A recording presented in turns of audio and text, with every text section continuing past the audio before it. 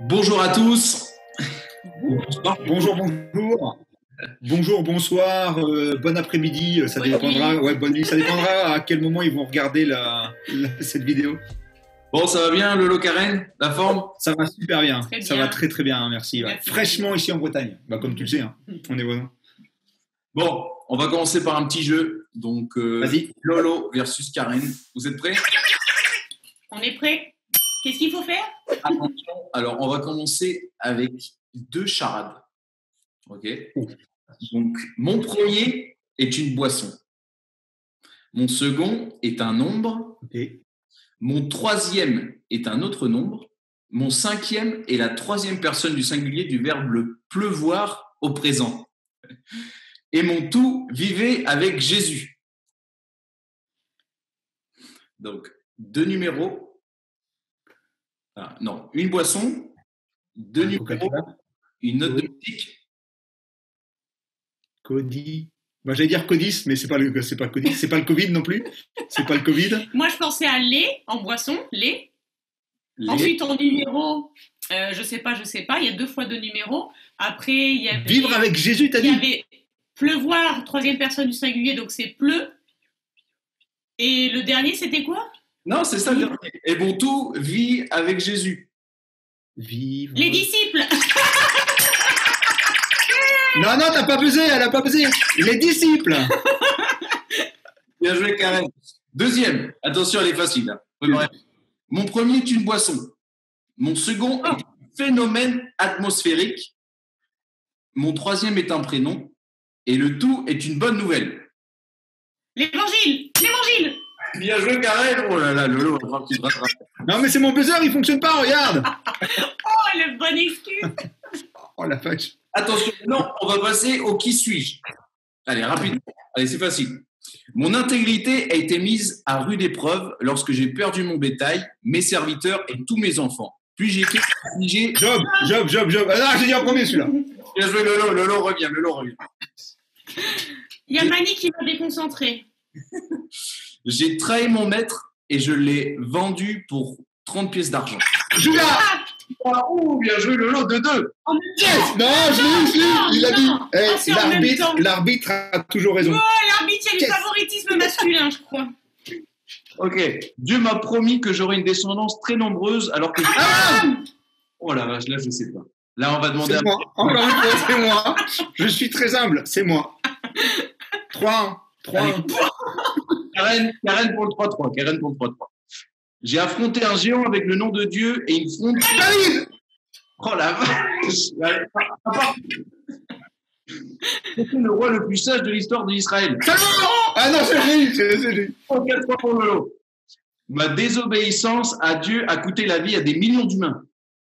Allez, je te laisse, c'est facile. David. Mais non. Clique encore une fois. Si. Une autre. David. C'était David? Oh bah si, quand même. Non, moi je dis Adam. Voilà, c'est ça. Yeah! Winner! Ah, voilà, c'est plus que des millions, c'est la terre entière, là. C'est vrai. Là, j'ai gagné, hein. J'ai explosé Karen. Petite dernière pour la forme. J'ai été avalé par une baleine puis vomi. Ouais, je lui laisse, allez, je suis gentil. 5-2. Ça fait 4-5. Bien joué tous les deux. Bien joué, Lolo. Bravo. Je suis trop fort. C'est la première fois que je gagne contre Karen, donc je vais fêter ça. Enfin, tu Je crois vais que fêter t'as ça ce gagné. soir. Je vais fêter ça ce soir. Bon. Regarde, j'ai gagné une boîte de truffes. On va vérifier tous les ralentis. La VAR. Oui, je La VAR. demande La VAR. la vidéo. La VAR. Ah, je suis content d'avoir gagné quand même. Ah, tu peux pas savoir, ça me motive. Donc, Lolo, Excellent. je crois que tu as préparé quelque chose pour nous. Donc, Exact. Faut se refocaliser, là. Attention, Ouais, mais hop, tu changes du de registre. coq à l'âne, comme on dit en français. C'est ça, du coq à l'âne. On change du coq à l'âne. On va passer sur l'âne maintenant. On était sur le coq, on va passer sur l'âne. Donc, rapidement, on va prendre ensemble 1 Samuel. 1 Samuel 1, chapitre 1, verset 9, jusqu'au chapitre 2, verset 10. Mais on va pas tout lire. Et en fait, tout simplement, j'aimerais discuter, qu'on voit ensemble.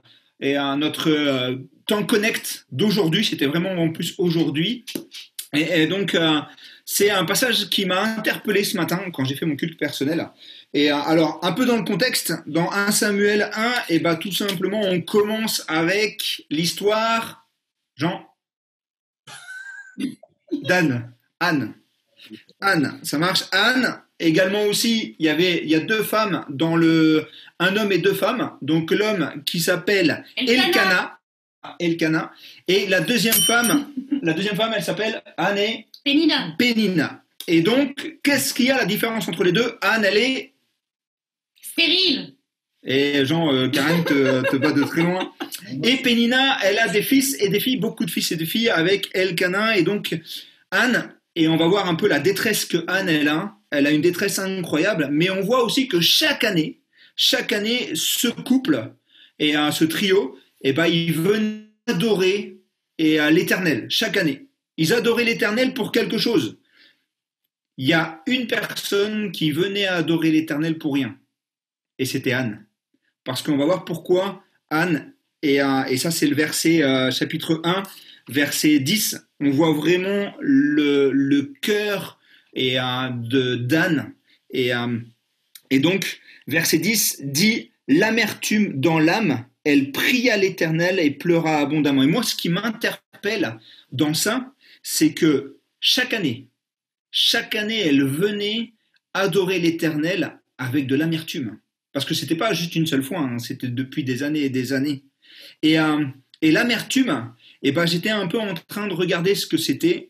Et en hébreu, ça signifie être affligé, être désespéré. Et waouh, quand tu es affligé, ça va. Mais quand tu es désespéré, tu arrives quand même à un extrême. Et elle était vraiment dans l'extrême. Et quand on parle de l'amertume, une personne qui a été aussi tellement touchée qu'il pouvait être amère, c'est tout simplement aussi moi qui me rappelle la personne de Job. Je ne sais pas si vous vous souvenez, quand il a tout perdu, il était en conversation avec ses amis et il était vraiment amer. Mais moi, ce qui m'interpelle encore le plus, c'est comment Anne, elle réagit à cette amertume-là. Quand moi je suis amer, qu'est-ce que je fais? Je lève le poing et je suis en colère. Et je garde pour moi. Mais qu'est-ce qu'a fait Anne? Anne, tout simplement, on le voit dans verset 10, l'amertume dans l'âme, elle quoi? Elle pria. Et waouh, tu dis, et depuis des années. Mais je crois que le résultat et la réponse à cette amertume, je crois qu'Anne l'avait vraiment trouvé, l'avait vraiment rencontré, c'est prière. Et j'aime beaucoup le verset qui suit, verset 11, parce qu'il y a un petit mot, Jean, je ne sais pas si tu peux le voir, verset 11, chapitre 1 de 1 Samuel, et à verset 11, il y a un petit mot qui se répète 3 fois. Est-ce que tu arrives à le trouver? 3 fois. Allez, je vais t'aider. Si. Le petit mot si. Et en français, il y a un dicton fabuleux qui dit avec des si, qu'est-ce qu'on peut faire? On va mettre Paris en bouteille. Voilà, on peut mettre Paris en bouteille. Et ça, pour moi, c'est ce qui m'interpelle le plus. C'est qu'elle prie en donnant des conditions. Elle dit, Seigneur, si tu consens à regarder, si tu te souviens de moi, si tu n'oublies pas. Et là, elle dit, si, moi, je ferai quelque chose. Elle se met dedans, elle fait si. La réponse du Seigneur, moi, je le consacrerai, verset 11. Et donc, on voit, après, on passe rapidement, on voit de verset 12 à 17, le contexte. Donc, là, on voit le prophète Élie, qui la prend un peu comme une personne complètement saoule, et il commence à se fâcher. Mais il y a un mot qui m'interpelle dans ce verset-là aussi. C'est le verset, alors moi, dans ma version, c'est le verset 15, qu'elle dit « Je suis une femme à l'esprit abattu », donc elle n'était pas sous, mais regarde ça. « J'ai penché mon cœur devant l'Éternel ». Et quand tu prends le petit Larousse, « j'ai penché », ça signifie communiquer librement ses sentiments, se laisser déborder ou se confier. Et donc la réponse d'Anne, c'est tout simplement « Seigneur, je veux communiquer librement mon sentiment d'amertume, ma tristesse, mon désespoir. Je veux juste le laisser déborder. Je veux plus le tenir. Et je veux juste te le confier à toi. » Et ça me parle de quoi? L'attitude que moi j'ai face à mes problèmes. Est-ce que dans mes problèmes, je les garde pour moi? Ou est-ce que je les laisse déborder? et je me laisse déborder et je mets ça devant les pieds de Jésus-Christ et je lui fais Seigneur, ok, tu vois que je suis dans un mauvais moment et ben je veux tout simplement te communiquer librement mes problèmes, te les confier. Et on voit aussi le résultat. Le résultat d'avoir confié ses problèmes au Seigneur, donc il lui permet d'avoir un enfant, Samuel, qui va naître. Mais après, chapitre 2, eh ben, je crois que c'est une des plus belles prières de la Bible qui existe. Pourquoi ? Parce que c'est tout simplement l'attitude d'Anne.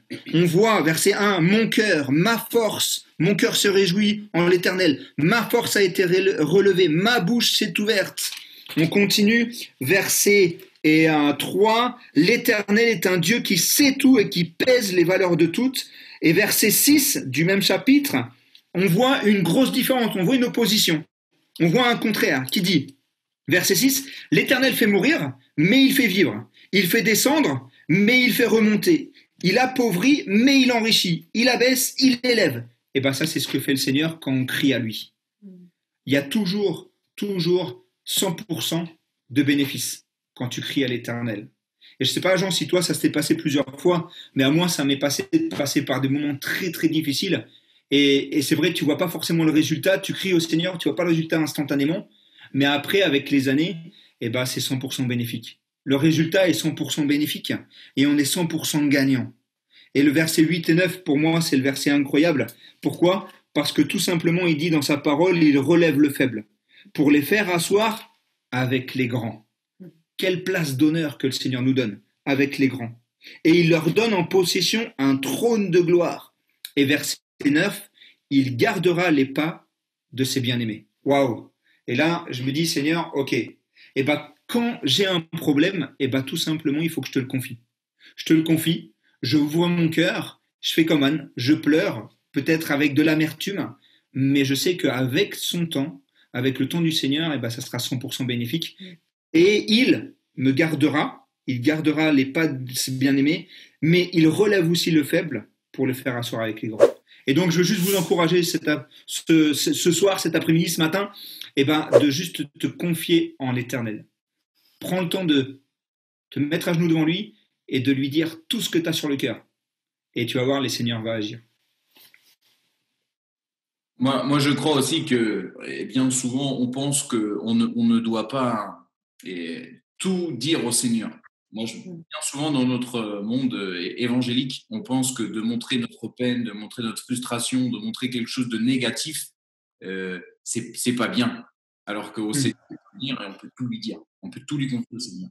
Et je pense jamais hésiter à vider son cœur devant le Seigneur. Et moi, pendant très longtemps, j'ai grandi comme ça en pensant que déjà, c'est impossible de confier des choses au Seigneur et de venir au Seigneur avec une attitude qui, en fait, n'était pas réellement l'attitude de mon cœur. Et moi, je pense qu'il faut absolument réussir à vider son cœur dans le Seigneur. Merci beaucoup, Lolo. Vraiment, ça nous défie et à prier dans le Seigneur avec sincérité, avec transparence, et tout, et surtout de lui confier tout entre ses mains. Merci. Bon, et je crois que Karen, maintenant, elle a quelque chose aussi à nous partager. La promesse du jour. Ouais, c'est fou parce que quand j'ai pensé à la promesse du jour, je ne savais pas du tout ce que Lolo avait partagé. Et en fait, c'est vraiment en accord parce que c'est une promesse qui donne la paix. C'est une promesse par rapport à nos inquiétudes, par rapport à ce qui peut se passer dans nos vies, dans nos cœurs, dans nos pensées. Et ça se trouve dans Ésaïe 26, verset 3, un verset que j'aime beaucoup, qui dit « Tu garderas dans une paix parfaite l'esprit qui s'appuie sur toi, car il se confie en toi. » Et c'est ça que je trouve merveilleux, c'est que peu importe tout ce qui nous arrive, on peut vraiment avoir une paix parfaite si on garde nos pensées fixées sur Dieu, si on met toute notre confiance en lui, peu importe les circonstances, la paix de Dieu parfaite peut être là. C'est un cadeau qu'il veut nous offrir, c'est sa promesse pour nous, mais c'est à nous vraiment de nous appuyer complètement sur lui et de garder nos yeux et nos pensées fixées sur lui. Exact. Amen. Merci beaucoup, les amis. Et voilà. Une excellente fin de journée, fin de soirée, fin d'après-midi. Exactement, pareil pour toi. Merci à vous. Accrochez-vous et priez le Seigneur et le Seigneur va agir énormément. Et Amen. Ça, c'est ça qui est cool. Merci beaucoup. Ciao, à la prochaine. Salut. Salut.